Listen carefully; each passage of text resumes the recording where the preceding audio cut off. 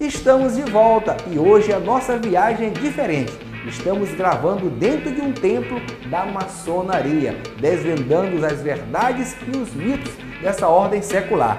No bloco anterior, o mestre maçônico Laércio Costa já contou um pouco da história, do simbolismo e a gente continua a nossa matéria na maçonaria. Vem com a gente!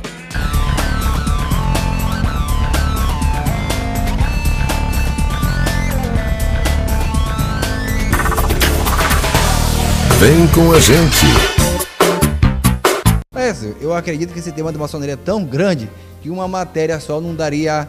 Não tem como a gente fazer um tema tão polêmico, tão forte e tão seriedade em um programa só.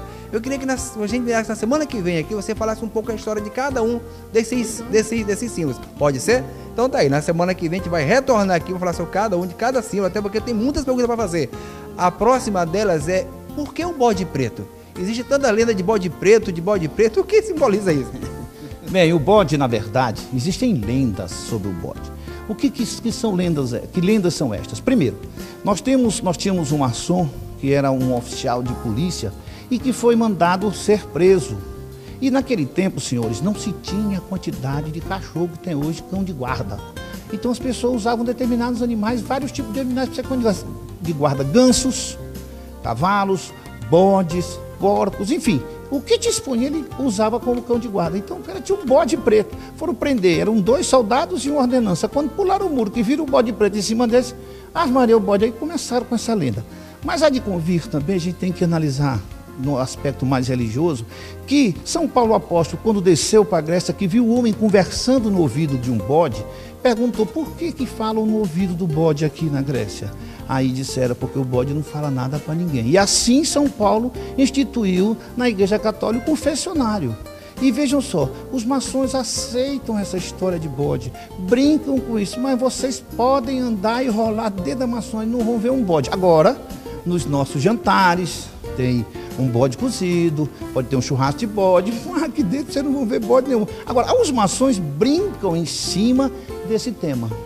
Essa entrevista de hoje, nós estamos querendo abordar a questão mito-verdade. O que é mentira, o que é verdade. E por falar em mentira e por falar em verdade, qual é o grande segredo da maçonaria? O grande segredo da maçonaria, que nós temos na maçonaria simbólica, nessas lojas simbólicas, 3 graus, aprendiz, companheiro e mestre.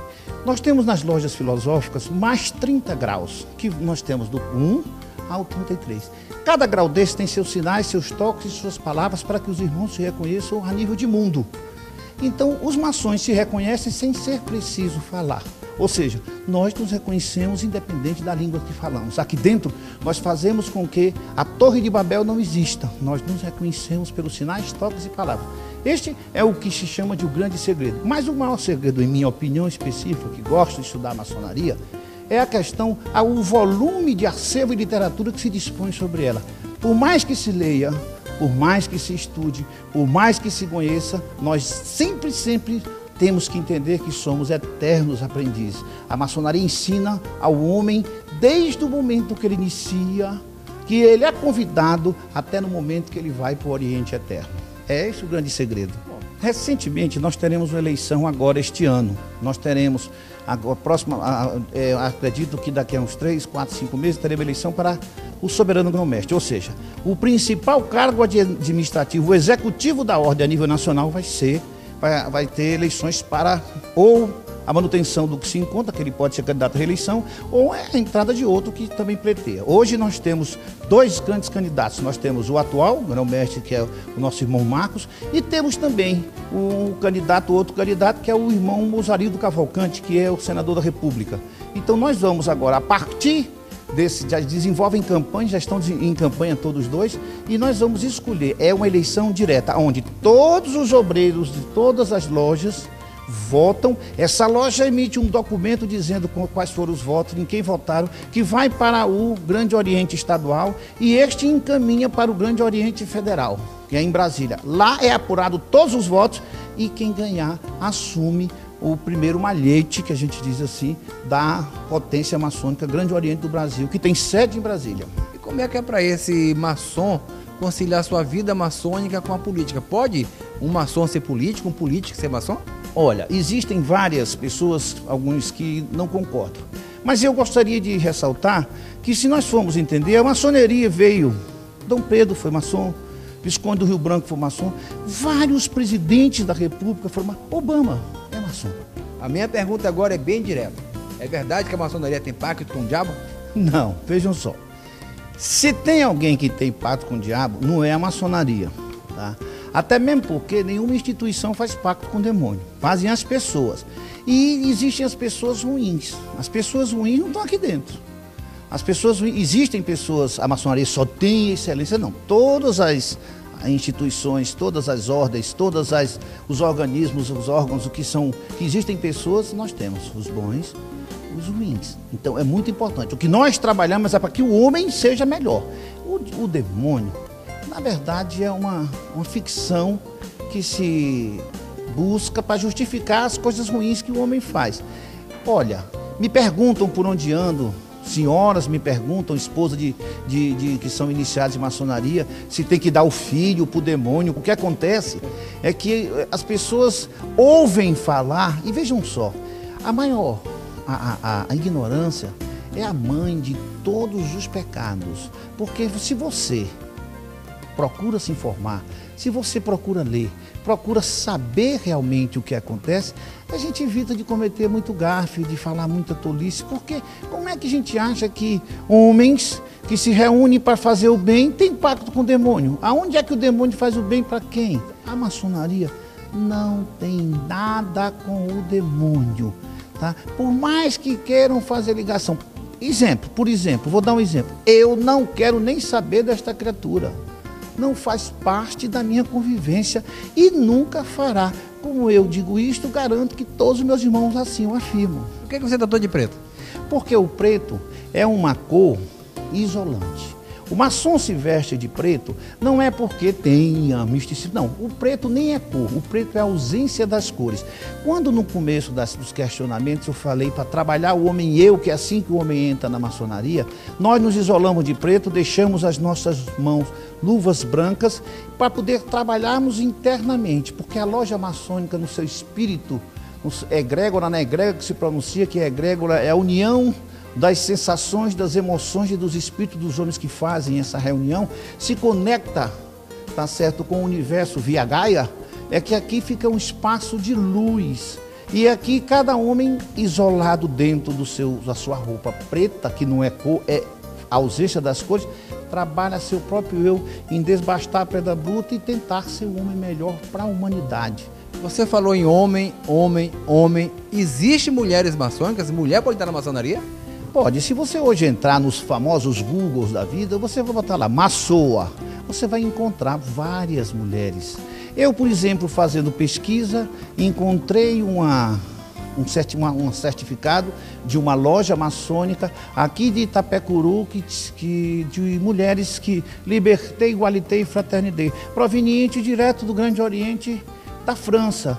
Agora, existem lojas femininas só compostas de mulheres, existem lojas mistas compostas de homens e de mulheres, existem lojas de adoção, que uma loja adota uma loja feminina. Acontece que a nossa potência, chamado Grande Oriente do Brasil, que vem com os landmarks escritos por Anderson, tá certo, um pastor presbítero, não aceita mulher. Agora há de convir que naquele tempo que foi escrito, as mulheres não tinham a importância que tem hoje, em se tratando do social e dentro do ambiente de negócios, dentro do ambiente da sociedade como um todo. A exemplo, nós temos uma presidente, a exemplo, nós temos uma governadora.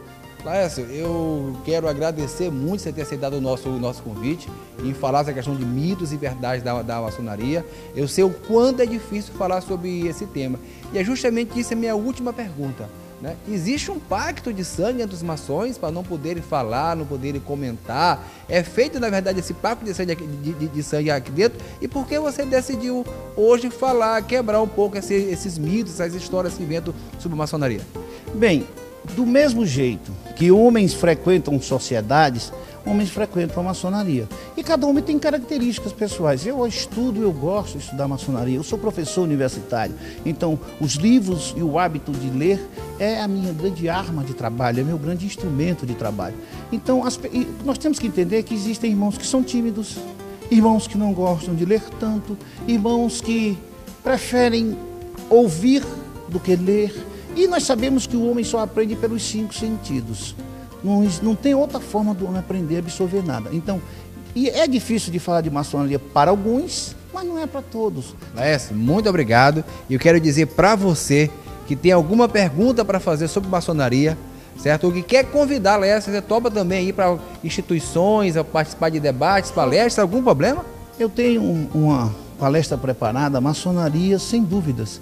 E que quem quiser assistir, quiser ouvir, pode nos chamar, vou com o maior prazer. E sento e respondo estas perguntas que forem. Aqui eu não souber, humildemente retorno à minha casa, estudo e preparo a resposta e dou em menos de 48 horas. É essa a intenção. Bom, e se você tem alguma pergunta, alguma dúvida sobre a maçonaria, acesse as nossas redes sociais, pode colocar no Facebook lá, Programa Mundo Passaporte, ou então enviar uma pergunta para esse e-mail que está aparecendo no vídeo.